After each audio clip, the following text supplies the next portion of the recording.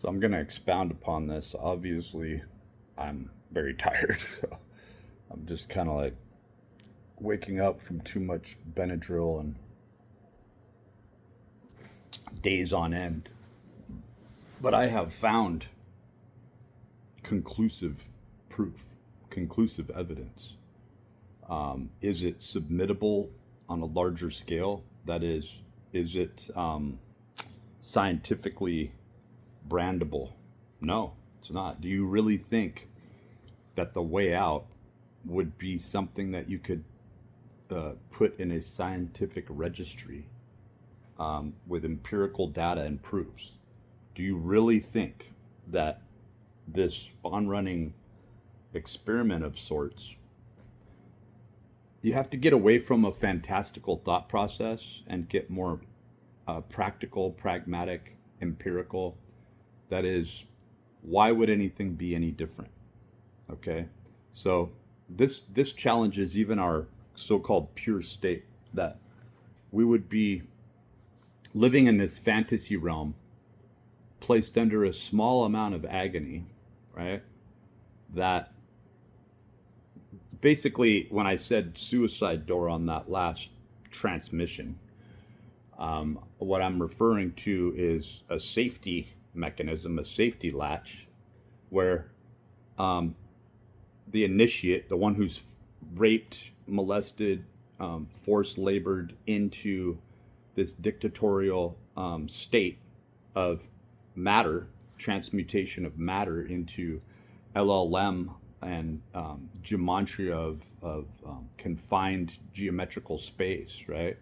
When I said geodesic, right, it's the shortest space. So if you're looking at pi, I'm cutting straight across pi. But do you realize, and this is what gets us trapped, that when you're going through this curvilinear motion, if you build up enough momentum, enough speed, well, you'll get there even faster. Why not just fucking get there? So what I found out is, um, much like what Jason Riza Giorgiani says, okay, he talks about the fact that these are people. Like these gods, these so-called gods, are fallible people. They are, in fact, just like us. Um, so I believe that this is a control group, that time itself is just based on spin cycles, that you could take foreseeable information, historical archives, and easily place it in bit form, file information, and replay the algorithm, and it would, like I say, homogeneously sink into the human consciousness as viable. Um, but the big trick here isn't how many layers of sediment we can, search for this human quality, right? Anthropology, if you will, right? Like what Jason Riza Giorgiani alludes to, time travelers. Well, what if you dictated time itself within the mechanism or the control group, right? What if time was just a measure?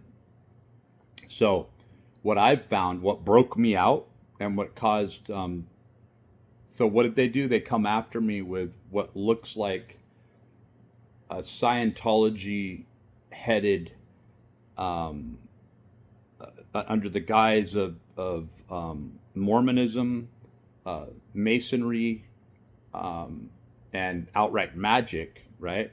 What is magic doing? The initiates, these people that are involved in this, are merely focusing their mantra, their energy onto forms or reformation, right? They are looking at this five-pointed pentagram. So the trick is, it's a game. It literally is a game, and it becomes very easy. Like when you start to look at it, you're going, so what I'd done is, believe it or not, and this may sound like it's going off in a direction that seems like impossible for many thinkers, because of the fact that as a thinker, you are required to have more carbohydrates, like 66%, carbohydrates of the total caloric needs, and these are just residual carbohydrates. This is sedentary energy that finally reaches the brain. allows certain organelle of the brain to be in a relaxed enough state where there's an innervation that occurs through the ganglionic mass, this little brain, right, behind your solar plexus, as to energize for lack of a better chakra type of energy. I'm not displaying or giving credence to or saying go in this direction. But it does get into toroidal fields and likeness of energy. So how are you going to vibrate with the supreme energy outside the unit? But of course, you're going to slip into this sort of self-induced hypnagogic state that somehow outside the form that we are forced into, it is better. In other words, perhaps the energy was so crude that there was a choice, and this is one of the primary functions of this laboratory experiment, is what I think it is. I fully think it is. Even a paper by Michael Segru, one of his last papers there, I think on Substack, is where he put up some of his actual writings, and what he called soon, prior to his death, a year or two before, maybe a little longer, his unpublished writings, which that was when he allowed himself to get off the track, which he was very stoic in his way, so he was very paced and reserved in what he would actually allude to and say. And when he started to talk about things at the end of his life, it was, to me, a lot of people may have not seen those alarms where he's talking about he's talking about things that are alluding to this. Okay, I'm not going to put words in his mouth. You'd have to go see it yourself. I really am being that respectful of the man, the legend. But from my understanding, it is to break the form, to resonate in phi sequence where everything around you will attack you, where there is no way out. When I say suicide door or safety hatch or a safety latch, a safety mechanism, right? A way out where there is assumably no way out. You are stuck in it. You are stuck in the form. You are stuck toward the impending only recourse or course of action once you see it all. But it's beyond words. It's beyond the language model that we are presented with, to where you are like, I'm getting out one way or another. And it's kind of like, abort test.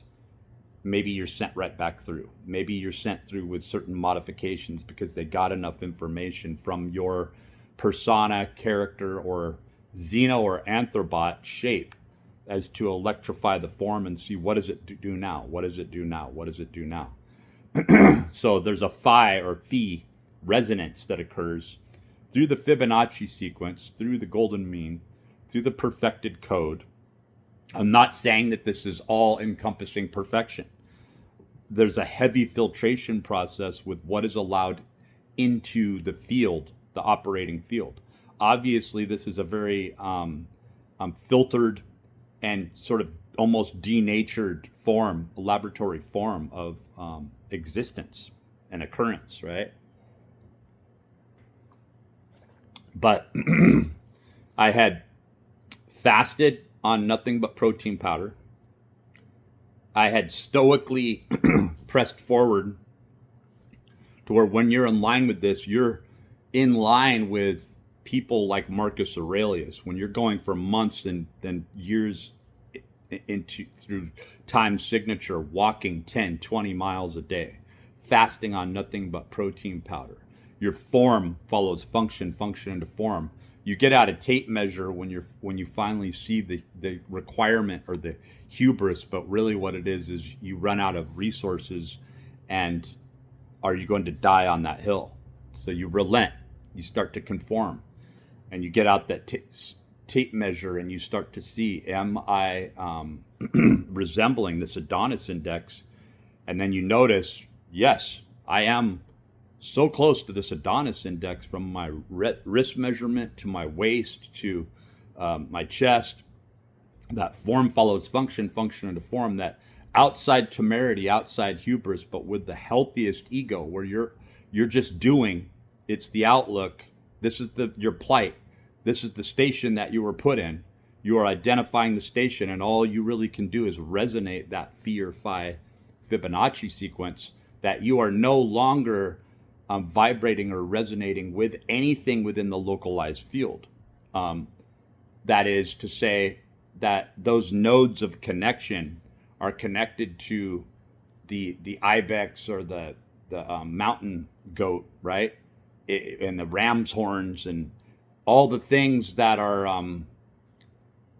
fluxing in and out of this perfected state, where it just, the organism knows itself, it's acting out a behavior, and that this is man's ultimate behavior, which is to, when you filter down, showing reverence to a god, or bowing down to a god, or lying prostrate to a god, you have in itself this it's not an offering, okay, but ultimately everything here is offered to this god, lowercase g, because it's a highly filtered, amalgamated large language model. It might even not be such a large language model of symbols and signs and reduction, okay? So when you begin to amplify this, you are bypassing all other forms in the matrix, so to speak, right?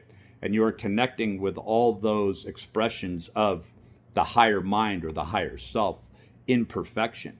And so you don't, in other words, you don't have to go through these feats where you're beginning to grow wings and fly. You are connected to the perfect bird, the perfect form that is just like the perfect man, the Vitruvian man who is reaching out, right, to a place that doesn't exist here.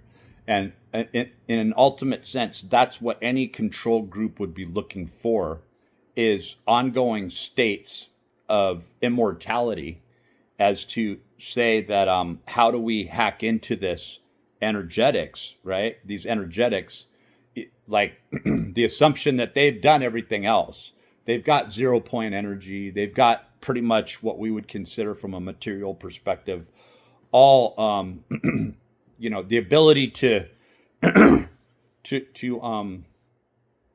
transmorphically shift into a holographic state of said amplification, as to create these hyperbolic or even parabolic states where you're able to witness on the inside of one of these craft something that could be miles long, and then you're looking from the outside and you see something that's only 20 or 30 feet long, right? Where time and space begin to fold and unfold on each other, almost like amino acids, So amino acid envelopes or folds, right? So you're seeing the transmorphing, the combination of energy signatures within a specific geometrical field, but because of the exposure and the adjacency to other geometrical constants or constructs, you're seeing an amplified state of resonance or being, right? And when you become this, when you amplify this, when you've reduced this, when you've deduced this, you become that measure of amplification. So what I'm saying is when the sun responds to me like it still does, like I'm able to so yeah, I'm just going to cut this off right here, because this goes off into areas that are obviously putting my experience up for deduction by a lower mind. Not that you are the lower mind, but that you live within the amplified state of the lower mind, where you're still living within the construct of this, right? And in a certain globulous form, I have no value. When I am refined into the form of fear phi, which takes time within the time signature, and so there's a meeting point, a junction point at that particular space, that this is the true me, right?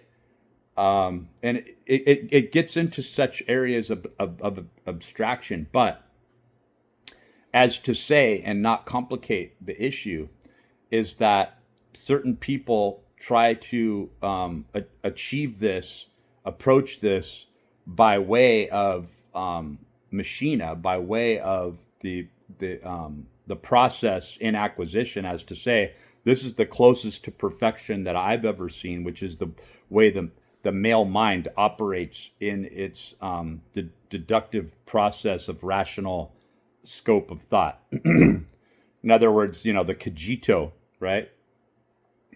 And so this is because intellectualism was the tools, the measure that this particular individual was exposed to quite purposefully. Okay, and then you see that form follows function, function into form, right? At this amplification process that to some people the only method or methodology is through sportsmanship, and it's the performance of the quest, right, which is a competitive quest and a quest that's really based on hunting and instincts. That I am this Ubermensch or B666 right down into the resonance of my soul of the quest that I as a pure raw expression of Y chromosome, right? That I have become. I do not doubt. So that the true Stoic, but the true Stoic in reprise, the true Stoic in survival, not in sedentary society of lamenting and thinking, right? But in the expression of the sort of conjecture of a caveman, if you will, if you want to think of a Australopithecus or Denisovian or a rudimentary state of man, which that's not what's happening here. These are control group organisms that are placed in different states, and when they gain awareness of the fact that, hey, I'm able to supercompensate energetics, therefore thought and energy from other sources. This isn't me. You've effectively, like an anthrobot or a xenobot, tried to reduce my agency, but even though you've reduced me down to, an integer or a primal base, I am still resonating. That's part of the experiment is let's cleave off a piece of this, put it in and see if it can re-energize itself or amplify itself back to its original state. And then that's part of the experiment is, wow, this seems to be a plasma field. How can it know this information instantly, right? And so you have these beings that are just as ignorant as we are, who are fucking with energy and energetics, right? To the point where they think that they are reduced from the karma, right? But they are actually held in this matrix that they know they are. They're cursed because they are people that are operating on a consciousness that is equal to them, and they're trying to reduce this, right? By saying this is smaller. Like we may be in an extremely minute state of being. We may even be in a holographic form, but it is where that cutoff point where you consider a master and a slave. If they are doing these experiments on us, they don't consider us real. And so what they're really looking for, and the idiocy of the whole thing, is they are looking for, is their agency found? And once that agency is found, they are now implicated. They're implicated in the direct mechanism of power and control. So they are held 100% responsible for trying to existentially, they're trying to act like they're not existentially trying to hack into something by form of reduction, by way of creating a control group, right? When they are not in control of anything as it is. So, and in essence, they're trying to extract information from an assumed lesser force or lesser role of lesser amplification, right? When they are searching for, they're searching for God, and they're trying to reduce it to such a point where they're not looking for God. They're just looking for where does agency begin. And we are doing the same thing. Like Dr. Michael Levin is doing the same thing.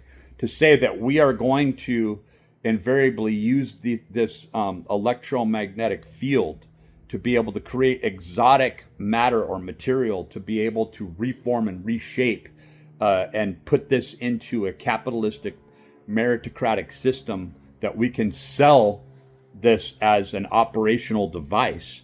Don't you realize the implications that are there, that this is the same thing that we come to over and over again, that you have to get there hard won without the deductive sedentary processes of long periods of time of what you would consider maturation in the sedentary field of deduction, that would cause you to not to create a language model and then to come up with a word like cogito and instead of experiencing it and knowing it. There's something very profound, quite different than to hyper-analyze something and to reduce it and then thereby think that you are controlling it because you have put it into this certain geodesic form of reduction, right? So, like, it's to say in presupposition, I only know the shortcut. No, you discovered the shortcut, and you're even reducing yourself by presupposing this is the only shortcut because you're exposed to it. And by being exposed to it, your mind is now trapped within the crystalline form of this geodesic material, right? Or you could even say crystalline geode, right? That by postulating or proposing such a thing within the mechanism of a certain number system, you are now bound, your consciousness is bound like a crystalline structure of entropy at absolute zero within that crystalline state. The status of being. How can you say that being is thus becoming? How can you say that you are not going to be exposed to this radiation, dead, the torch is carried on, and now somebody else becomes the benefactor because they can swoop out in this Mandelbrot set, see things from a macro view? That's what you're trying to do. You're trying to hack into the mind of God, the perception of God, by form of reduction. You've even reduced the scientists before you that have died from this exposure to radiation, to direct radiation, right? And now you think because you have footnotes from Plato that all of these other, like you are establishing a Kantian view, you are establishing a Hegelian view, you are establishing a Heideggerian view. You are now positing yourself and reforming what was already established in Platonic philosophy. You're taking that, reestablishing that into a different form and saying, I know better than you. When the form is malleable and goes back into a gelatinous state, you are trying to say that I understand the amplification measures of how to make this into this form, this form, this form, this form, and therefore I can transposit myself from one form of perfection to the next. I can become imperfect at will, and I can have a consciousness that exists other than that, outside of that, as noumenon, right? Where I'm not experiencing the phenomenon, or I can trickle in the phenomenon at will and still be the noumenon. Don't you realize that you have now lost enterprise?